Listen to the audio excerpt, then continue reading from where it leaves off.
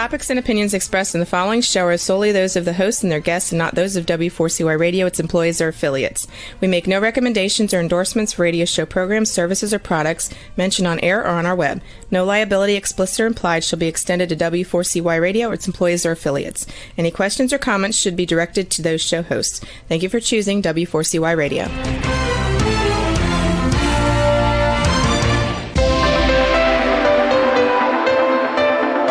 Churchill said, "Those who fail to learn from history are condemned to repeat it." Kevin Hallinan believes that certainly applies to business. Welcome to Winning Business Radio, here at W4CY Radio. That's W4CY.com. And now, your host, Kevin Hallinan.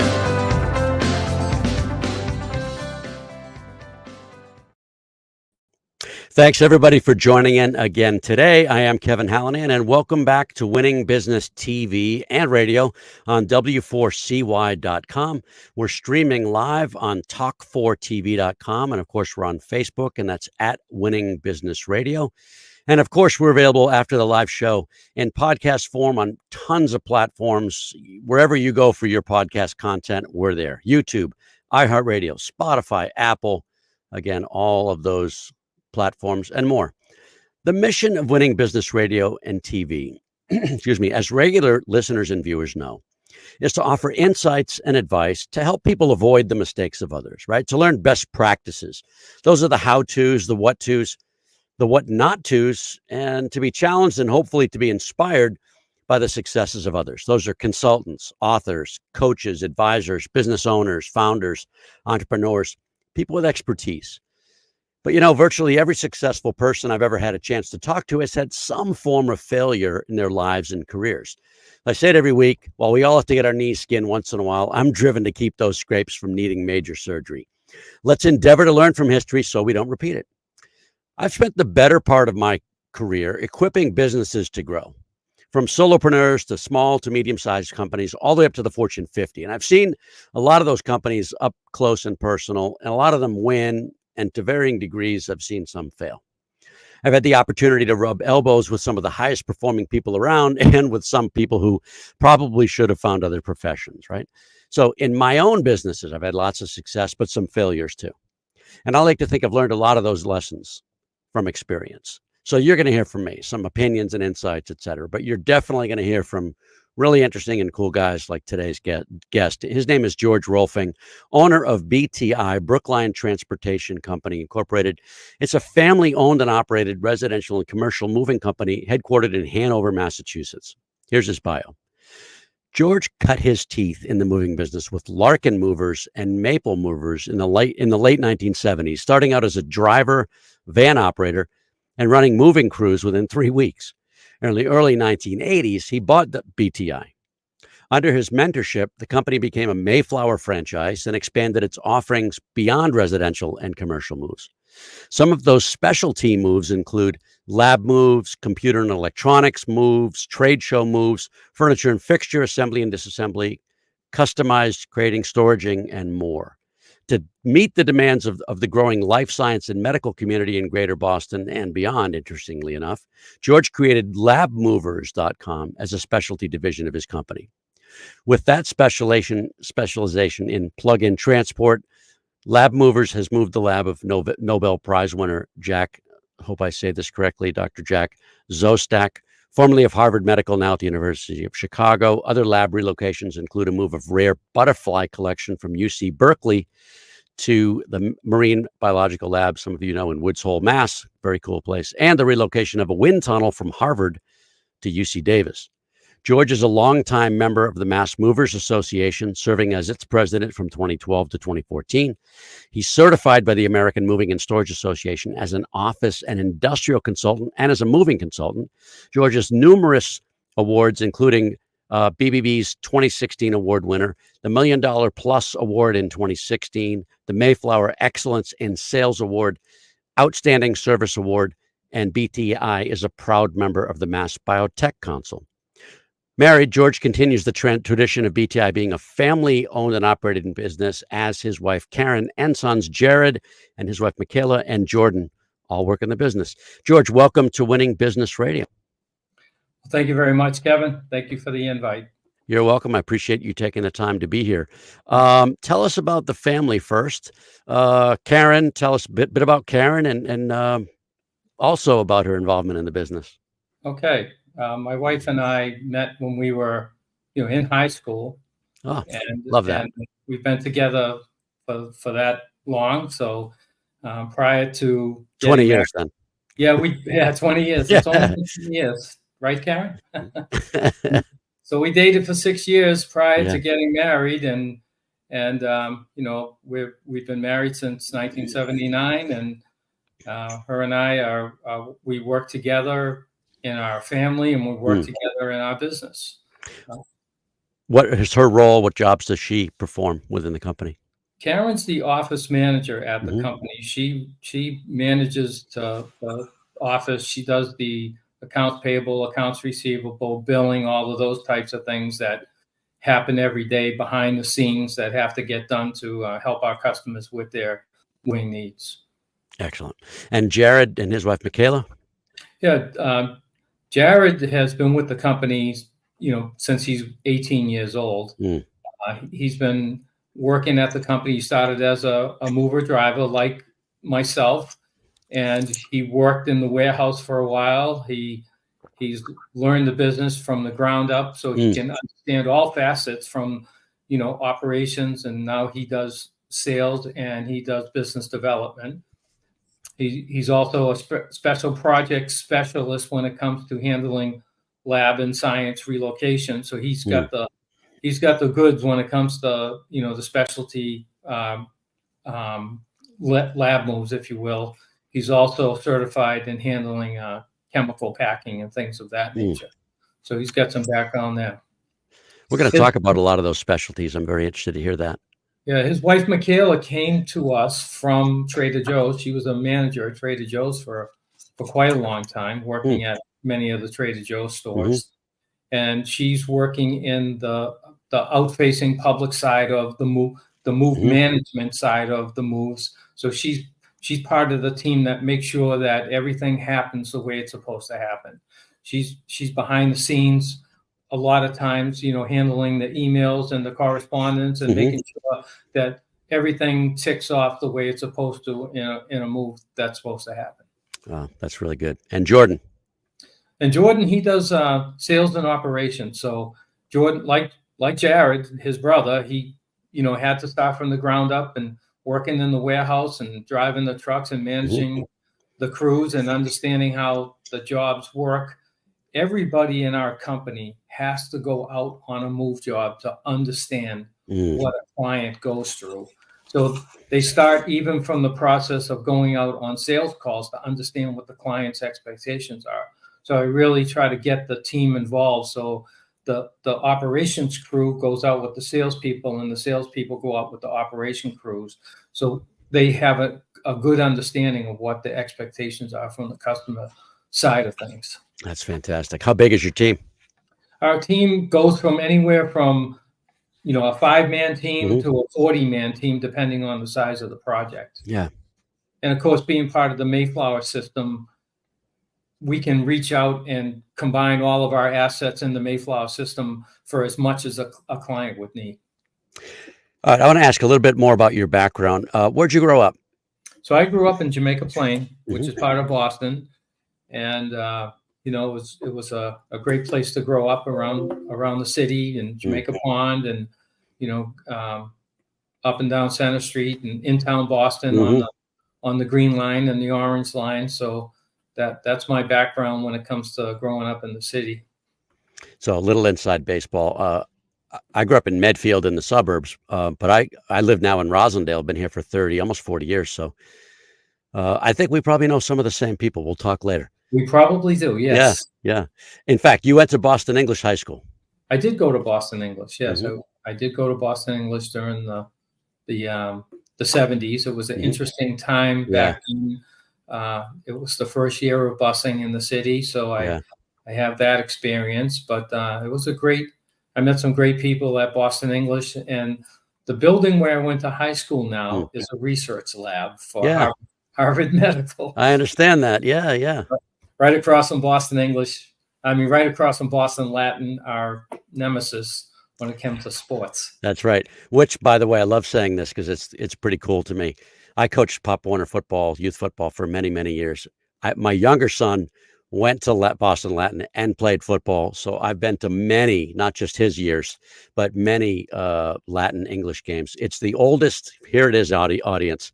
It's the oldest high school football rivalry. Yeah, I can say that, rivalry in the nation. 1635 was Latin school, and English had to be right around that same time.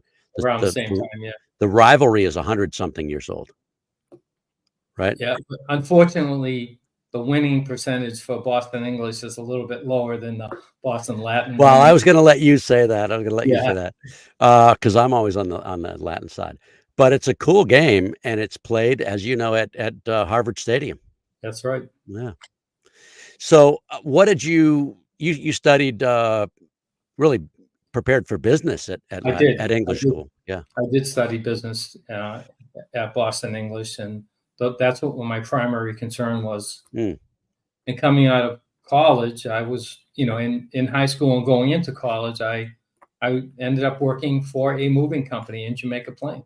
Tell us, how did that happen? It was on a whim, really.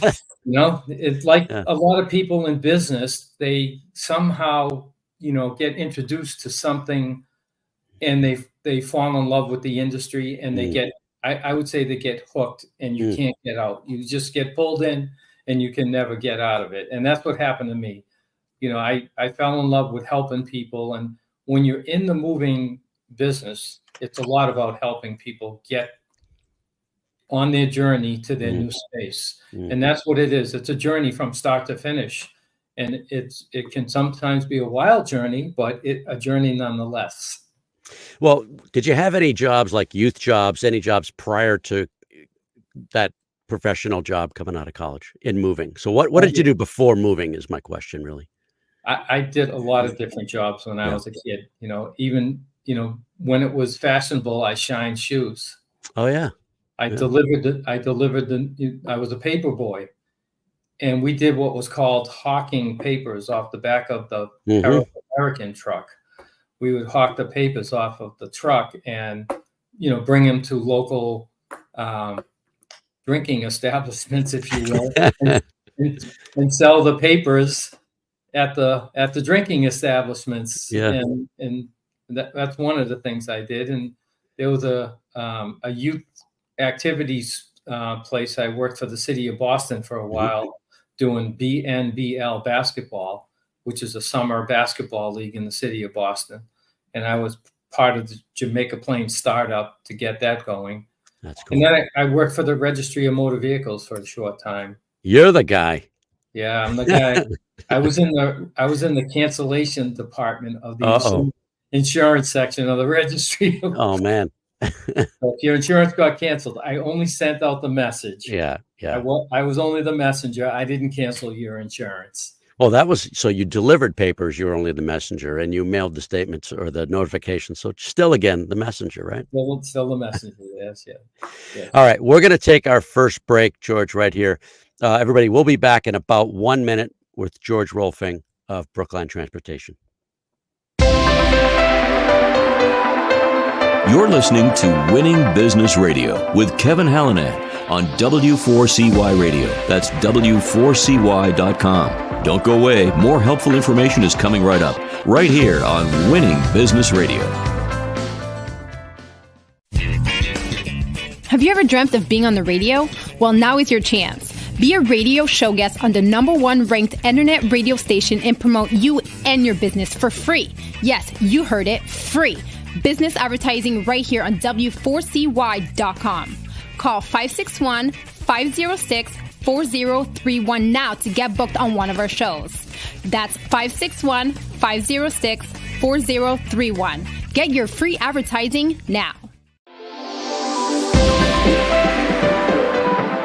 And now back to Winning Business Radio with Kevin Hallinan, presenting exciting topics and expert guests with one goal in mind: to help you succeed in business. Here once again is Kevin Hallinan.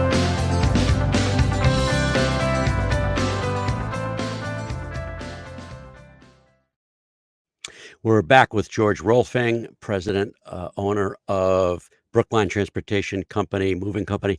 So what was it about moving that you, in your words, kind of fell in love with? I think it was the feeling of the completion of a project for a customer, and the feeling that I got from the customers that they were so, they were so caring and kind to me when I was doing moves for them, and they would always, comment on how well I did the move and how caring I was with their things. And it was that part of that feeling that you get when you've completed something, that you completed a project, and you feel like you've done something for somebody. That's really what, gravitated me toward being hooked in the moving industry. And there's a lot of that happens in our industry. People they literally get hooked and they stay here for life. So you better be hooked because you bought the company. Yes, So tell me about that decision. How did you know you wanted to do that? When did you know? And I mean, you were young from the look of it. Yeah, I was, probably 22, 21. I was Wow. 21 going on 22. Yeah. I just gotten married. My oldest son, Jared, was born in December. The following year, I happened to be reading the Brookline tab. Oh, yeah. I remember that paper. And saw that a moving That still might be around. Maybe, yeah. Yeah. Plug for the tab. Yep. So I ended up looking at the company. I had already earned enough money to buy a company working for the other companies that I worked for. I saved some money, and I ended up thinking, hey, I should do this. And when I bought the company, I only had a radius because movers are regulated, household goods movers are regulated. And I only had a radius. That's state law? By state law, yes. Yeah, okay. At the time, we were heavily regulated. I could only go 15 miles from Town Hall, Brookline. Wow. That was the radius I could go to. And the Department of Public Utilities is the regulatory agency that regulates residential household goods movers. So then I applied for a 50-mile radius from Town Hall, Brookline. So I was allowed that. And you have to go for a hearing. There has to be public needs and necessity. You have to prove that you can do the work that you say you're going to do. You have to publish a tariff. So the rates and everything are published with the Department of Public Utilities. And then finally, I filed for my entire state of Massachusetts service area to do that. And I was awarded that in 1989. So from the time I bought the company until 1989, we were, limited, if you will, in some degree where we could go. That's different today. The times have changed. In 1980, movers were deregulated by President Reagan. He the Interstate Commerce Commission was shut down, and movers were basically, it's a free for all out there. So you never know what's going to happen. But the good movers are still complying with the regulations. So there's there are still regulated movers out there, and Congress has come back to re-regulate a little bit, but not as much as it was. Yeah, I know you've spent a lot of time talking about ethics and moving and within your associations and whatnot. There had been, I think you said, kind of a Wild West. There had been a need for regulation and a need for better behavior, and I know you've personally spent a lot of time on that.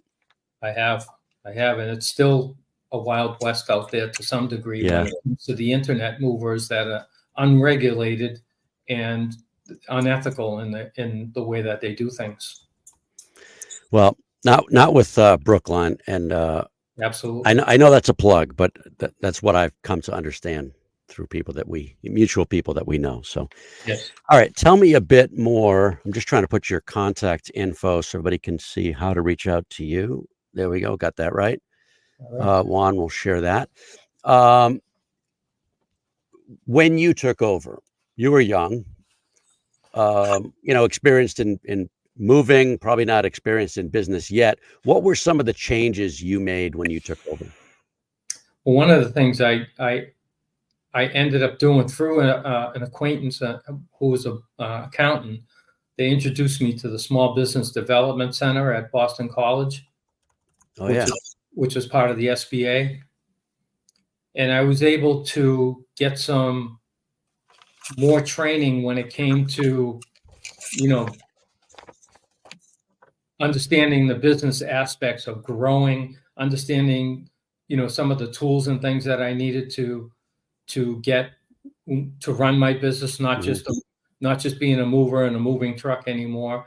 And then, of course, I joined the Massachusetts Movers Association, and I was, successful in, once I joined there, the people that I work with, including competitors that were members of the association, were very helpful in pointing me in the right direction and doing some of the things that they did to help me understand the moving business, the insurance behind it, all the regulations that came with filing, rates and tariffs and applying for, additional space, if you will, to extend my radius from Town Hall Brookline to, the things that we do now. And, some of my best acquaintances and friends are part of that group of movers that helped me originally to help understand how to grow my company. Operations, best practices, accounting, all of the above. financing, financing, back office stuff. And then, excuse me, I got introduced to Mayflower. Oh, yeah. I was going to ask about that. How did you get introduced? It was through the association, as being part of the Massachusetts Movers Association. Another agent, and you may or may not know that United Van Lines and Mayflower Transit are part of the same parent organization. So our parent organization is Unigroup. So a United Van Lines agent, Conlin Moving and Storage, introduced me to the team at Mayflower, who recruited me to become a Mayflower agent. And so what is the benefit of that, and what are you required to do? One of the things you're required to do is to become a stockholding agent in the company. They want to make sure that you have some skin in the game to make sure that you're all in when it comes to doing the moves for Mayflower customers, if you will. You do get the benefits of the marketing team at Mayflower. You get the benefits of the back office claims team, the back office registrations and driver recruitment and background checks for team members. That's all consolidated amongst all the Mayflower and United agents throughout the country, into Canada, into Europe. So there's that connection to all of those parts of the Mayflower system that you get as well. And then, of course, Mayflower being the number one recognized moving brand in America, it helps make the phone ring as well. People that I've spoken to over the years, their parents used Mayflower in the 1950s and 60s and before that. So that helps a lot as well. I was going to say, that's too early for you to have moved them, but so in 89, you became an office moving expert. What's behind that designation?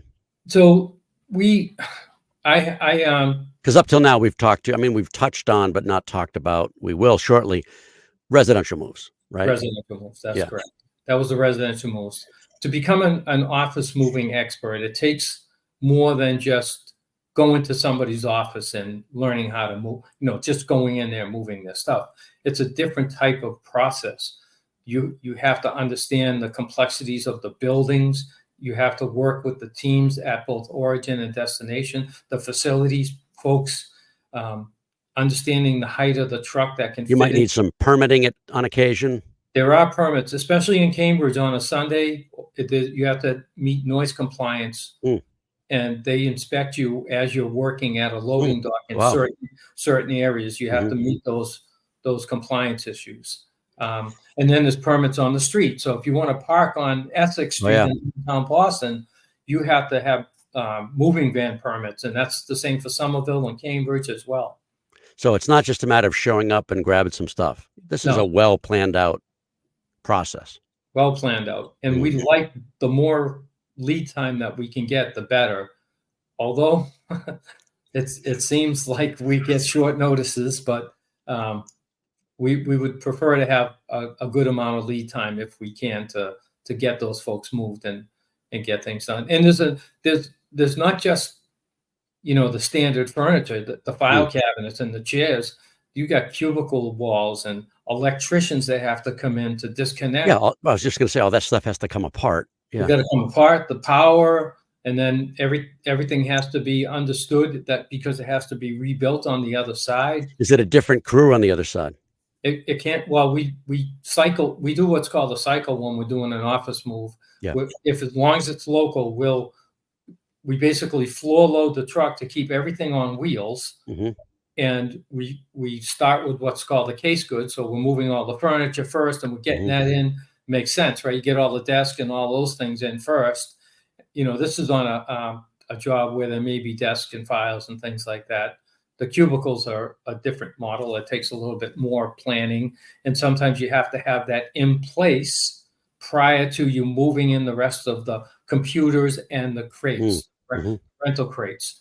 So on a typical type of office desk move, we want to get all the case goods over to the site first and get them in place. So when we backfill with the computers and the boxes and crates and chairs, all those things are in place and in the office. And of course, it takes so much planning in advance to have the floor plans, the maps in place, color coding. Guys are visual, so we see the color, we see the label, we see the picture of how it's laid out. We're going, we don't even have to think. We just go there and do it. So it was many years ago, and I don't know who did the move, but there was a company that was growing. We started in Walpole, Massachusetts, ended up on Broad Street. All I remember as an employee was we were told, put everything from your desk in a box on your desk. And then Monday we showed up at the new address and everything was exactly where it was supposed to be. It was hopefully it was you guys, because it was a really seamless, painless move. But there are times when you have to be aware of traffic, not foot traffic disruption, business disruption, right? Minimal disruption. You do a lot after hours in those cases? That's correct, yeah. A lot of the office and industrial, or what we call O&I moves, will happen after hours. And because they don't want the foot traffic of all the people going across our path during the move, there's more chance of something happening when you have that kind of foot traffic. And sometimes we even have detail offices on the sidewalk when we're unloading from the sidewalk to cross the sidewalk to get to the building.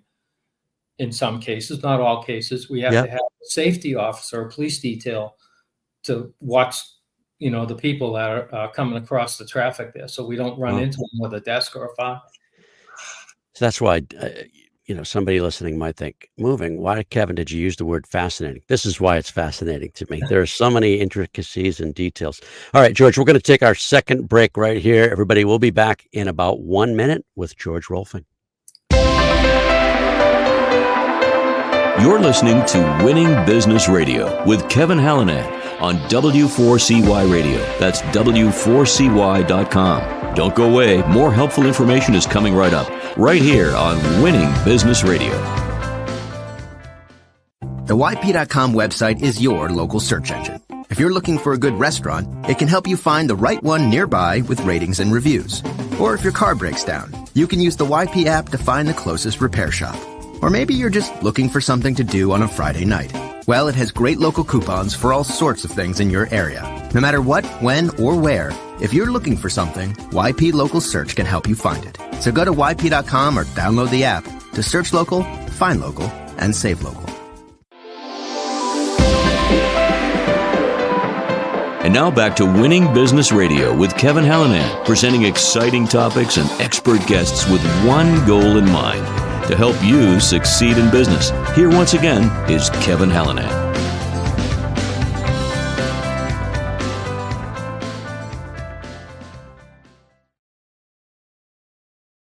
Back with George Rohlfing of BTI, Brookline Transportation Company Incorporated. And I know, George, you do a lot of specialty moves. In 1990, you became a lab and science expert. You're also a corporate relocation specialist. Tell us about some of these more interesting moves. A couple that were intriguing to me is you moved a wind tunnel. Yes, we moved the wind tunnel. Incredible. So it came from the Harvard Field Station in Bedford and went to Stanford University. Wow. And the wind tunnel was basically to take insects and put them inside the wind tunnel and study them and how they would interact and how they would, turn their wings up and down, to understand how they react to the wind that's, going against them, and how they could film them inside the tunnel. So there's so many things that are interesting in when we're moving. It's really, that's another thing that it makes me like what I do, is that interesting part of the research that the scientists do, and then our helping them get to their new location, onto their journey to their new site. So everybody can go to labmovers.com and see some of these moves. Some of the pictures are pretty fascinating. You moved a Nobel Prize winner from MGH, Mass General, to Chicago. Tell us about that. Yeah, Dr. Sostak, he's a Nobel Prize winner in medicine, and his area of research is telomeres. And I can't tell you what a telomere is. I can tell you that's his research area, because I always like to know what the scientist is doing that we're trying to help move, so I can have a better understanding of, what needs to get done and how I can help them accomplish that. But it was very interesting move, and going to the U Chicago was one of those locations where you can't get a truck in off the regular loading dock. You have to back in through the quad. You have to have a safety detail walk you through with the truck to get to the loading dock. So it's never like, oh, it's just you pull into the dock and you're there. There's always an interesting twist. You may not have needed it for the butterfly collection, but some of this equipment you need riggers and cranes. Oh yeah, absolutely.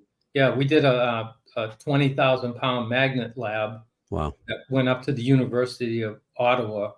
The whole lab went, but one of the pieces was 20,000 pounds that had to be rigged up, get out to the truck, work with a team that we work with sometimes, and get those pieces of equipment out there. So some of it is, coordinating it with the right professionals and understanding the needs to get that equipment out to the truck so we can transport it to where it's going, and then work with the team there to get it off the truck and get it into place. We do some of that, but there are sometimes even we have to use a professional to help us accomplish what needs to be done for the lab. It could be craning in as well. Yeah, I saw like a floor jack or a floor crane, and somewhere I saw an image of pretty big crane as well. Yes. What are some of the intricacies of a move cross border like Canada? So there's a lot of different things that have to happen when you're coming from across border. When you're doing an international move, there's a thing called harmonized codes. So you can't just ship or import something into the United States without having the right codes and submitting that to customs, and have a customs broker clear that through customs before you can bring that either into the United States or export it out of the United States. And there's certain reasons for that. And being a known shipper, they know that our team at Unigroup at Mayflower, they have a good understanding of all of the processes when it comes to international relocations. So you also moved a rare, I mentioned butterflies, a rare butterfly collection. That was an interesting move. Yeah, tell us about it. So it came from UC Berkeley, and I happened to get the award while I was in Spain visiting my brother in Spain. He owns a home in Spain. He was in the Air Force for 25 years, and Hmm. he met his wife in Spain when he was stationed there. So he bought a home there. I Nice. be on vacation with him and my wife and my sister and some family members when I received the award. So I had to cut that short a little bit and fly to California. And we literally loaded thousands of butterflies. Of course, they were, specimens. They Hmm. weren't live Hmm. butterflies. They were specimens for the professor. And we had to pack those, load them, transport them. Very fragile, I Very imagine. fragile. Yes, Yeah. very fragile. He was worried about that. And of course, the crew was alerted to it. So how they handle things, that's part of making sure that when I'm on site on a project like that, whether it's in another state or another location, I make sure the crew has a good understanding of what needs to be done for the project, and I educate them in advance. And we even do training on site with them prior to actually doing a move like that. So loading it up, transporting it 3,000 miles, then it was going to the candle factory at Woods Hole Oceanographic Institute. Wow. I don't know if you know the candle factory, but that's when they used to bring in the oil from the whales and make candles out of it back in the day in Woods Hmm. Hole, way before my time. But Yeah. that's where the professor was moving to, that area of Hui. So we had to transfer everything off the truck at my warehouse in Hanover, put it on a smaller truck, and then drive it down into Woods Hole to get it offloaded into the space down there. Yeah. That last part of the road going down right to Woods Hole is very steep for those that aren't aware. Yeah, it's a tight area to get into. And in the whole move, only one stamen fell off one butterfly. Wow. So and of course we used air ride equipment that's Mhm. specialty for the trailer to make sure that it's taking the bumps, if you will, across all across the country.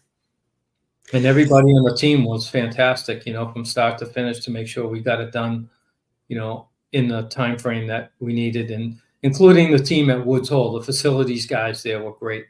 The help that they provided to us. So a fair amount of this specialty work comes through. You said you won the award through a bid process, RFPs, RFQs, something like that.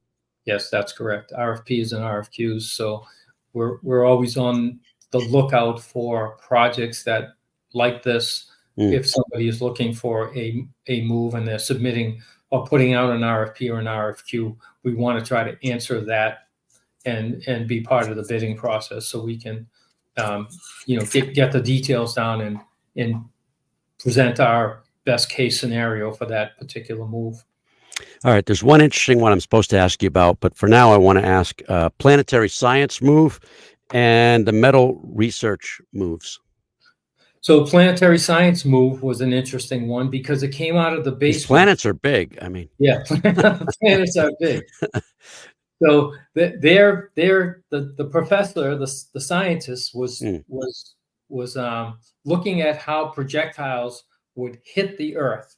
And they had what's called a blast containment system. So they had a 40-foot barrel that looked like a gun barrel, all steel.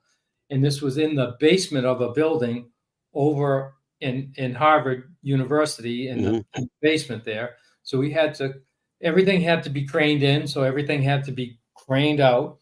But basically they would shoot a projectile down this 40-foot barrel at different speeds, and they would film it blasting into a planet, if you will, right. and the planet exploding, and they would film it to see what would happen if, God forbid, something would come down and hit the Earth. Wow. So that was the research. So we had to pack it all up, crane it all out, put it on a flatbed, and deliver it out to California for that particular scientist. So something like that, is that going to go out a window? Is that going to go up a stairway? There was a hatch in the ground so that the folks over at Harvard opened up the hatch. We had to back into the quad area there again. And then the crane would pick up we had to, in addition to the containment system coming up out of the basement, we had to turn it because it came out flat. We had to turn it up like this. So it could make it out through the hatch and we could get it out. And then again, tip it again so we could lay it flat back onto the flatbed. So what is the skill set? And it's got to be difficult. What's the skill set and who takes a look at that move and says, yeah, here's the way it's going to happen, almost choreographing that? Well, usually I'm working with a team that would do something like that because we use known professionals that we've worked with in the past that we trust to crane out something like that. And it's important to understand that when you're asking myself to do a lab move, I have a plethora of companies in addition to my company that I work with that can assist us to help the lab get the job done. Instead of them reaching out to 40 different people to help them with different things, I can be the coordinating person that can help that lab get things done. And two more, the Einstein to UC Davis move. Yeah, that was an interesting project, going down to Einstein Lab in New York City and having to pack everything up, bring everything out, put it onto our special commodities fleet, and then have the special commodities fleet take that to UC Davis. And then, of course, I fly out, I meet the team there, and then we unload into the lab. And sometimes some of my teammates here in Boston will travel with me to those projects because we have a working knowledge of what the lab needs to have done. And several times, including Dr. Sostak, they were so, glad to see me on site because I knew what we were doing in the project. And some of it's like you have an anaerobic chamber or you have a mass spectrometer as part of the move. They want to know it's handled a certain way, and they know that they can trust me to get it done. And they're really glad that they have one point of contact during this type of project that can be there for their move. All right, there's one more I want to ask you about because I think there's a story behind this. At least I'm told there's something interesting. Boston Public Library's piano and noodles. Well, the noodles is something different. I'll tell you about that. But the Boston Public Library, we've been doing work at the Boston Public Library for over 25 years. And part of their needs, if you will, is they have a hall that sometimes the concert pianists will bring in their own piano. So we have to get the piano off the stage and into storage at the Boston Public Library and get that in place before that happens. And then again, move it back. But when they should just bring guitarists in. When we were doing the McKim building, when they were doing the McKim building over, if you know the two buildings at there's the Johnson building, which is the newer section of Boston Library. Okay, yep. The McKim building, which is the older section of the library. When they were doing the renovation, we had to take all of the material out of the stacks in the basement and on some of the floors, bring that over to the Charlestown Armory, including Continental Congress records and all types of material. But the one thing that they put a police detail on was the comic books, because they had first edition, Superman, Batman, and all the comics. So a police officer rode in the truck with us to go deliver those to the location.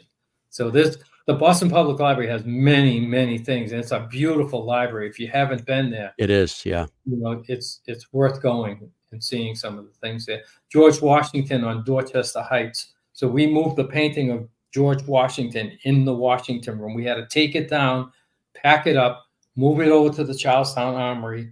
Then we brought it back after they did the renovations, help hang it back up. Wow.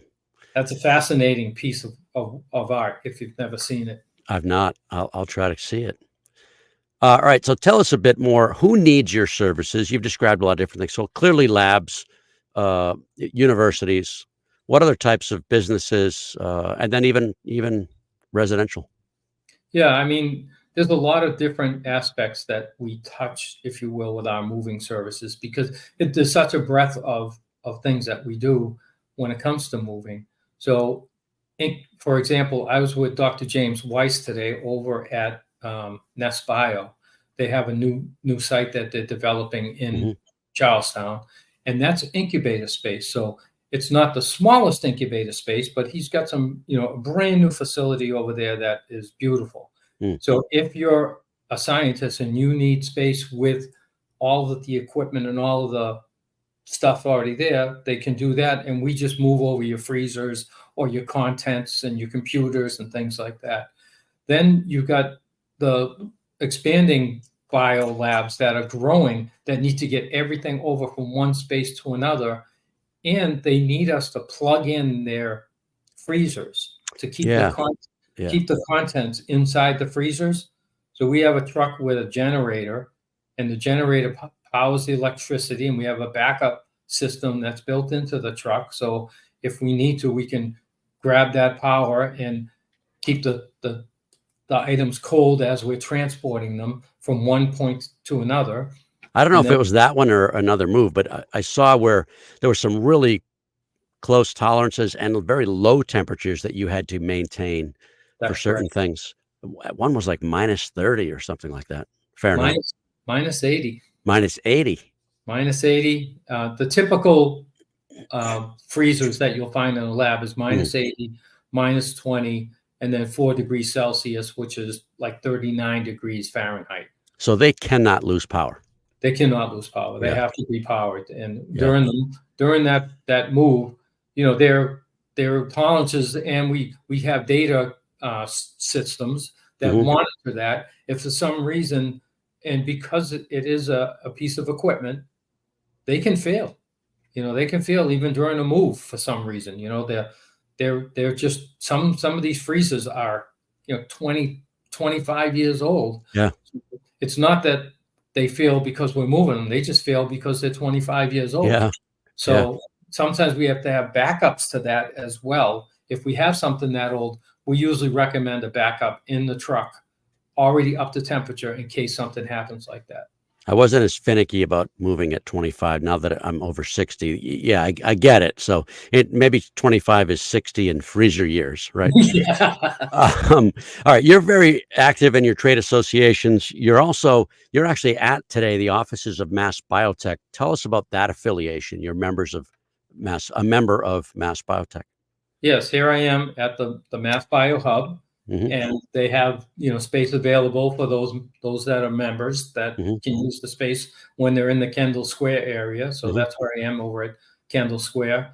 And the affiliation that it was something that was a progression of our business as we understood the need to get our name out there and to be part of the community of people that we're working with, so they know that we're vested in the community as well. So we felt Mass Bio was the best place to be for us, so they can see us as a forward-thinking company, training, learning, finding new things, understanding new things, and being part of the community in the Cambridge biotech area, Boston biotech area.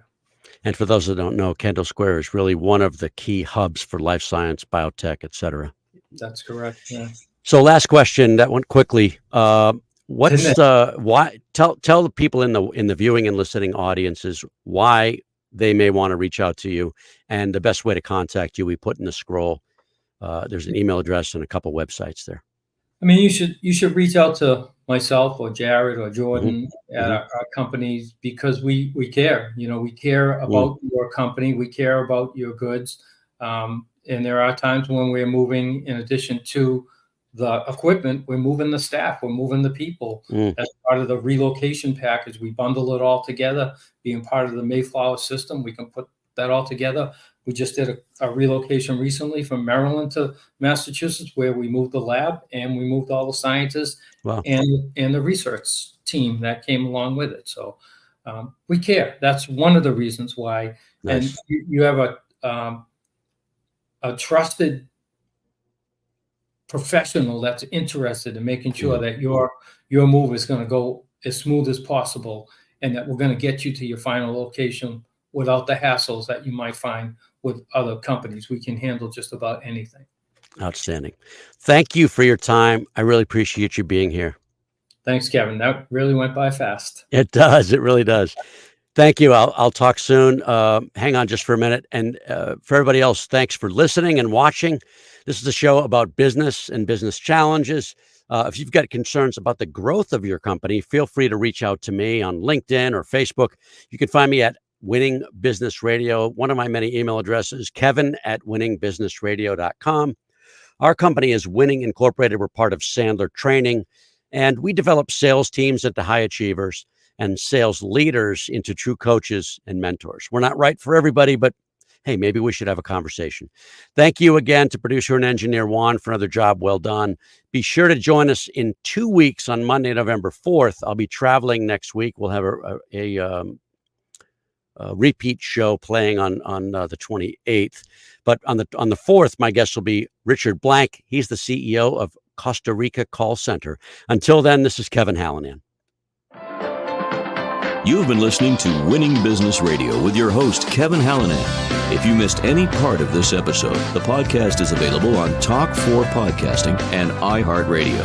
For more information and questions, go to winningbusinessradio.com or check us out on social media. Tune in again next week and every Monday at 4 p.m. Eastern Time to listen live to Winning Business Radio on W4CY Radio, W4CY.com. Until then, let's succeed where others have failed and win in business with Kevin Hallinan and Winning Business Radio.